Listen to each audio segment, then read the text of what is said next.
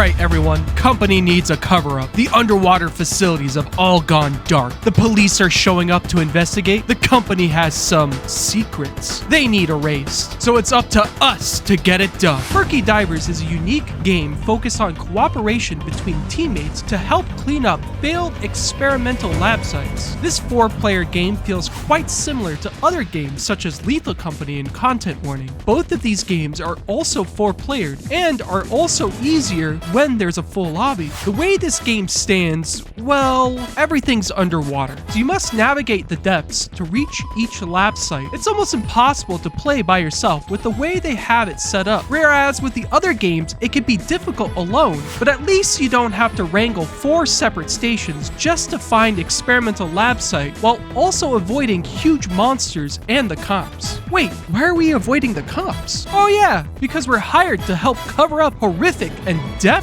illegal experiments going on in underwater research facilities. The cops add an interesting mechanic to the game. If you do so many things wrong, you get added stars for how much your group is in trouble, almost like a bounty on your heads. Reach the maximum amount and boom, game over. Depending on the severity of what you've done, it'll add stars to your bounty. So for instance, if one of your teammates dies while delving into the murky depths and their body is left behind, it could leave a significant amount of stars to your bounty. Also, if you don't destroy enough experiments and computers from the site, it will also add to your bounty. And of course, driving your submarine into the police will also give you stars. The cops mechanic gives you a time limit for each run that you do, as the cops are incoming with their huge intimidating starfish ship. Not to mention, once it hits 2 minutes, it makes you panic with loud noises and a lovely red and blue hue showing off just how close the cops really are. So you have to get back and leave quickly before they catch you. But how does one get to these experimental labs that we have to clean up? Well, as I said before,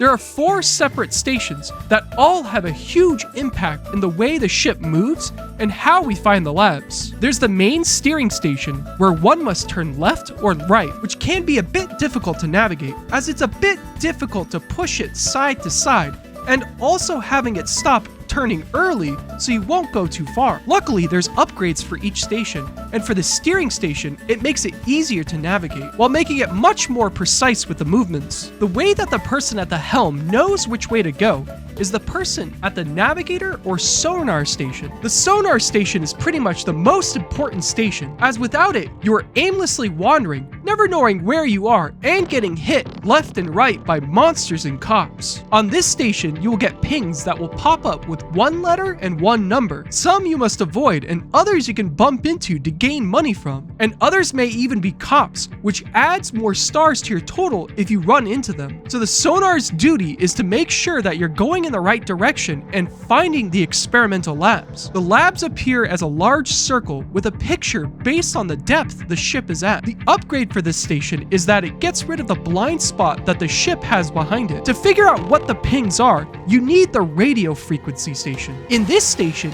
you must match the ping's radio frequency it gives off to set frequencies to learn what they are. It's the player at this station's job to tell the navigator which pings are which. Otherwise, no one will know which pings are good, bad, or even worse. There are several different objects these pings can be. It could be experiments that we could run into and gain money at the next stop. We can grab them from our net at the side of our submarine. To see how much your net has collected, look right next to the radio station. Once all these lights are green, that means your net is full. So once it's full, there's no need to sacrifice your ship to get more experiments. Some of them can be regular ocean animals like whales, dolphins, or fish. These cost money if you run into them. However, they're easily avoided, and the worst possible ones are the huge monsters and cops. The huge monsters, like the Kraken or the Loch Ness Monster, will go directly to your ship if you're close enough, and it's impossible to dodge once you've made them mad. The cops are the worst thing to bump into. They will add a star to your total if you bump into them, which is a quick way to get a game over. They are easily avoided if you stay in stealth mode and don't go too fast. The speed controller is the last station a character can control, and it's incredibly important, as you must keep the submarine slow enough to not be detected by the cops. If you're above the stealth speed limit,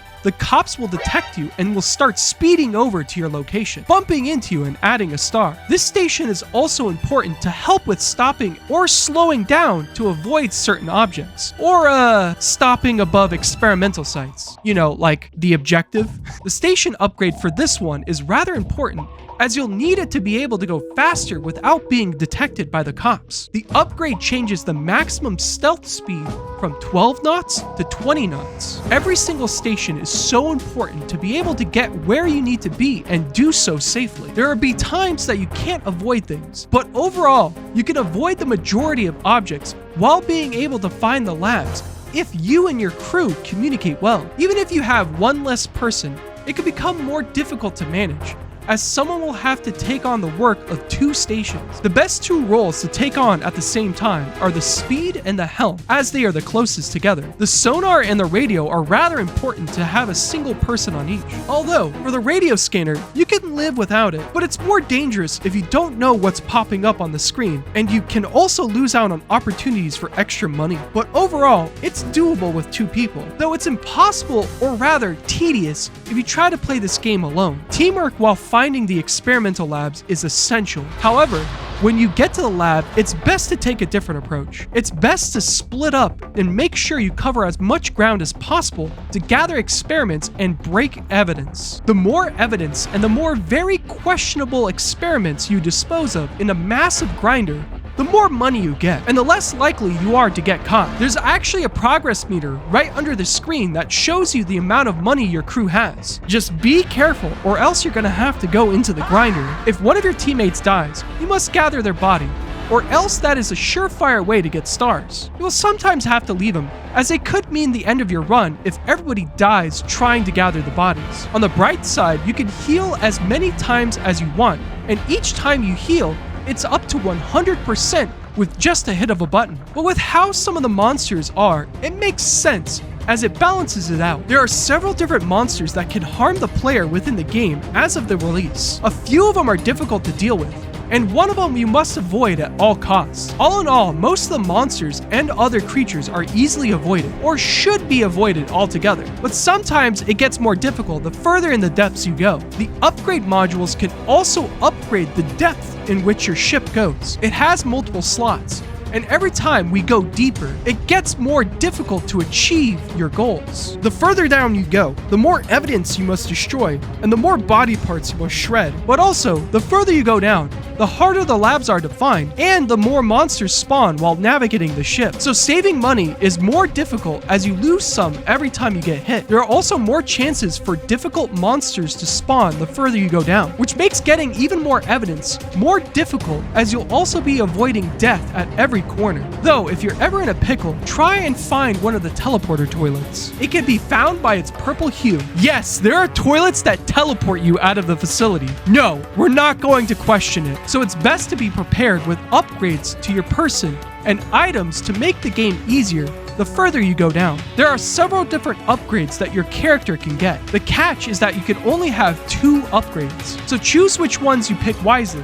But fear not, if you decide to swap out your mod, you can actually go back to the shower and pop it out and swap it, and it will even give you back the model you took, so someone else can pop that on. There are 5 different models to upgrade your character. Each comes with unique abilities that are useful in their own ways. Every game has to have their standard flashlight, right? Well, the game can be difficult to see in some areas, but there are some lights throughout the labs, so it just depends on how much visibility you're okay with having. As in the start of the game, you might get used to exploring without it. There are other ways to find objects instead of using your sight. The body part detector module is literally a fly that is attached to your forehead. It's usually asleep, but once it senses a body part or something similar, it will go ham, wanting to go for it. This also works on players' dead bodies. But if you don't want a fly to help you, you can also use the X-ray vision to find your teammates dead or alive. The X-ray vision not only gives you this goofy look, but also allows you to see where your teammates are through walls. Sadly though, these will only let you see your teammates, not the horrible monsters inside the facilities. Then there's the grappling hook to projectile yourself yourself towards an object you've locked on, which can be helpful if you're running for your life, but can also make for some funny moments. The upgrade adds some really nice swimming trunks to your character, and the grappling hook comes out of listen, it's a crotch grappling hook, and you can pull your teammates towards you with it. The final upgrade is the EMP, with several extension cords wrapped around your body. It gives you a large electromagnetic pulse to stun enemies, and lasts a bit longer and has a much bigger range than the taser stick. This is the most important upgrade, as there are several monsters who are impossible to deal with if you don't have this upgrade. So I would recommend you buy this as soon as you can, as it'll increase your survivability tenfold. Other than the upgrades to the players, there are several different tools to make gathering evidence easier. There are shopping carts to carry more items, up to 8 to be exact, glow sticks that light up the area, laser cutters to open up locked doors.